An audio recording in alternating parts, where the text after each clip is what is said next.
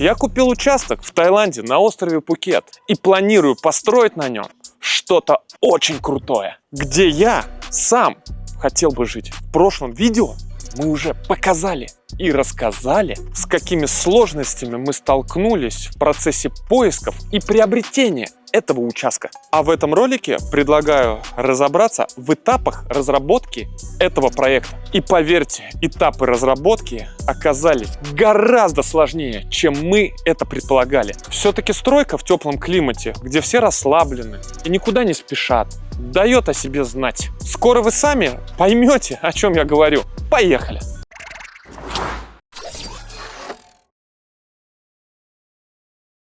Ну, собственно, вот мы и купили земельный участок.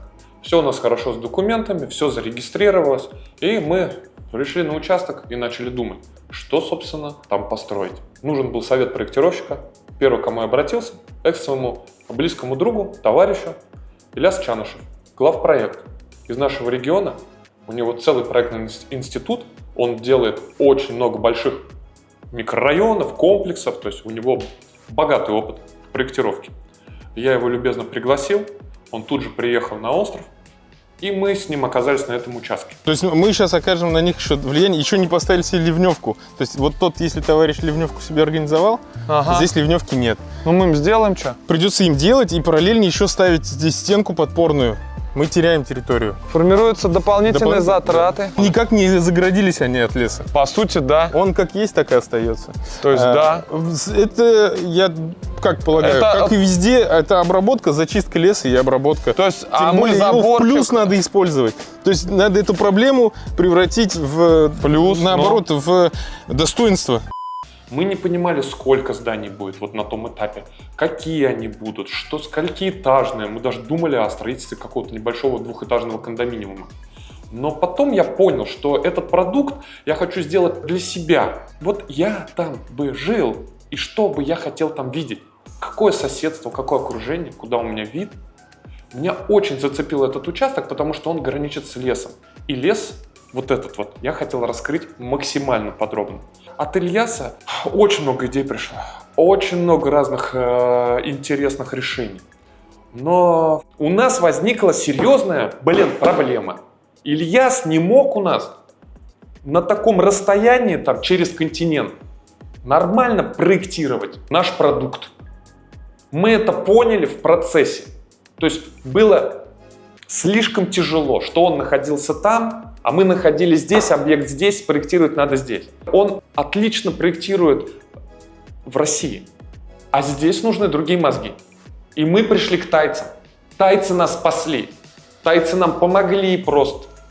Они, потому что менталитет-то у них тропический, они все-таки понимают тропический климат, очень хорошо чувствуют пространство, визуальные характеристики. И, ты знаешь, они сделали тот генплан, который мы взяли за основу. У них внутри чуйка, понимаешь, чтобы человеку комфортно было. Они очень понимают, где какие горшочки, зелени, поворотики сделать, как сделать так, чтобы зоны были... Это что пикает? Пикнул, я вроде выключил. Сэн, ты чё? У них здесь другой климат, другая атмосфера, другие процессы. Ты знаешь, они не так перегружены работой. Они умеют проектировать именно вот ландшафтный дизайн. Классные делают поворотики, делают так, чтобы человеку было комфортно, да, то есть с уединением в природе работать они умеют. Да, но у тайцев была своя проблема. Они не смогли индивидуализировать жилье. То есть во всех проектах, которые они нам предлагали, была одна существенная проблема. Проблема заключалась в том, что все у них было общее. Не было никаких разграничений, не было никакого зонирования, при котором семья из двух взрослых человека и ребенка, допустим, чувствовала бы себя комфортно. Плюс помимо этого они все-таки хотели вытащить максимум прибыли с этого проекта, из-за этого разместили туда достаточно большое количество одноместных домов, в которые можно было бы как раз заселять людей на одни сутки, либо на одну неделю и извлечь из этого проекта максимальную прибыль с минимальными вложениями. Расскажи про виллу. Они все одинаковые. А что вилла? Ну, это не виллой это не назвать. Какой-то джакузи, большая спальня, туалетик и все. Вот, ну и все. Ну скучненько. Как у всех. Ну джакузи такая. Типа в свой бассейн такой вот, знаешь. Не бассейн, джакузи, ванна Это большая. Небольшая виллочка размером двоих. 50 квадратов полностью вот вся. со спальней там 20 квадратов и кухней, и санузлом там 5 квадратов. Ну, то есть это небольшое строение, 35, там 40 квадратов. Тут Нет там кухни. нету кухонь. Это просто чисто гостевая история. Тайцы не едят дома. Тайцы все едят лапшу на трассах. Коммуникация с тайцами – одна из самых больших проблем. Что бы ты им ни говорил, каждый раз они делают по-своему. И каждый раз они добавляют какую-то свою удивительную изюминку. Мы создавали генплан поселка, и на этом генплане нам надо было указать 3 разных типовых проекта. Вилла тип А, вилла тип Б, вилла тип С. И на каждом из очерченных ими генпланов можно было найти 5 и более отличий. Самое интересное, то что вот это все они хотели подать в архитектурное бюро, в земельный департамент, чтобы получить благодаря этому разрешение на строительство. На что у меня возникал резонный вопрос. Ребята, а как вы будете получать разрешение на строительство в проекте, в котором каждая вилла находится в разных местах? Мы поправили абсолютно все проекты, мы поправили с ними размеры домов, высоты этих самых домов. И при этом, при всем, когда я получил финальные экземпляры и дал им добро на то, что мы можем получать уже разрешение на строительство, они мне скинули те документы, которые они подали. И знаете, что там было? Там был 4-й вариант. Там были совершенно перепутанные размеры. Там были другие расположения домов. Я удивлен был, что они вообще наш проект подали. Мы начертили, мы нарисовали тайцам, у нас раз, блядь, все эти дома не лезут, блядь, в один ряд, блядь. Они мне говорят то, что они лезут. Я им говорю, как же они могут лезть, если они туда не лезут. Когда они мне начали доказывать то, что они туда лезут, я говорю, так давайте посчитаем. Ну, они признали то, что они не лезут. В итоге они мне изменили генплан, говорят, ну ладно, теперь все влезет. И в итоге вот это же расстояние они просто засунули вот сюда. Но все прошло успешно, это разрешение не отозвали и все-таки подали тот проект, который мы с ними согласовывали. Помимо этого, достаточно сложно на них как-то повлиять.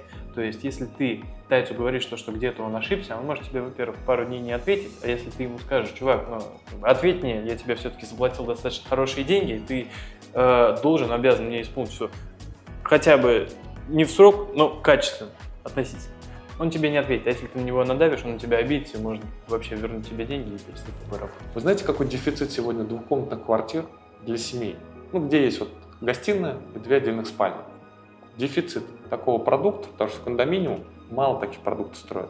И семьи остаются с проблемой. Либо у них 5-спальные виллы, очень дорогие, и они тоже все в сезон просто овербук.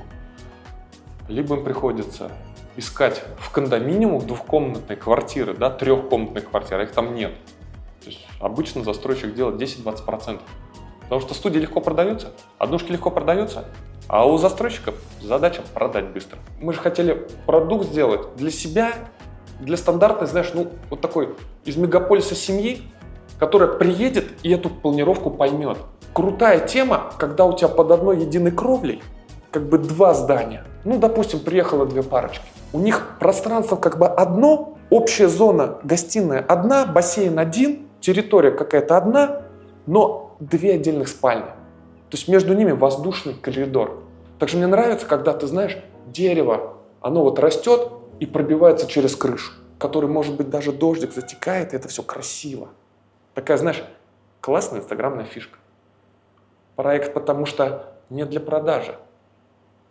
Проект этот в первую очередь, для жизни лично меня и моей семьи. Тайцы же нам предложили установить вместо 7 домов 21 дом, на территории которого у вас максимум, что было из благов цивилизации, это душевая кабина с горячей водой. Мы взяли основу, что-то внес Ильяс.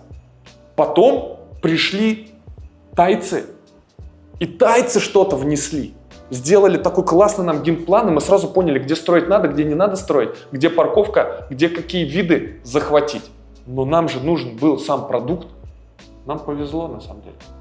Так получилось, что судьба нас здесь, на острове, познакомила с замечательным человеком, Андреем Барниковым. Он когда-то был, кстати, главным архитектором Приморского края. А сейчас он мой хороший товарищ. И он любезно уже создал финальные чертежи и этапы этого проекта. У нас получалось 7 пятен застроек. И, соответственно, на каждое пятно мы индивидуально проект разрабатывали. С учетом его высоты и вида. Мы сюда полметра вступаем, делаем условно глухую стенку. Здесь мы тоже можем какие-то окошечки делать, условно, для проветривания, а здесь стеклянная стена. Но здесь мы оставляем вот коридор, проход. Воздушный коридор, который... Это у нас отдельная бунгало. Делаем здесь какой-нибудь душ, допустим, как вариант. Ну, лейку там, или что-то. Или что? Скорее всего, вот здесь это сделаем. А проход он куда? Представь, здесь кафешки сидят, ты здесь моешься, на тебя все смотрят с удовольствием. Подождите, это будет, вот смотрите, проход как раз не через дом заходить на территорию. Саш, да? они сделают, потом мы будем разбирать, и ты поймешь. Пока что можем привязаться его, как мы до этого привязывались к забору, вот так. То есть здесь расширять. Ну давай подумаем, а надо нам расширять? Да не надо, потому что это тогда больше земли будет впустую. Он вот всю эту информацию, которую делали тайцы, что-то делали мы, наши мысли, и создал просто идеальнейшие планировки с учетом видовых характеристик, соседей. Собственно, он создал вот уже вот это вот. Чертежи, к слову, нам тайцы готовят, несмотря ни на все. Да, кстати. Потому что кроме тайцев никто не может. Сегодня все здесь документы в Таиланде могут сделать только тайцы. Получить разрешение, все справки, все выписки, которые нужно для получения даже вот скважины. Нужно платить за разрешение ее. В России, кстати, это гораздо проще. Приехала буровая установка, пробурила и уехала. Здесь же нужно согласование, разрешение. Денег это стоит?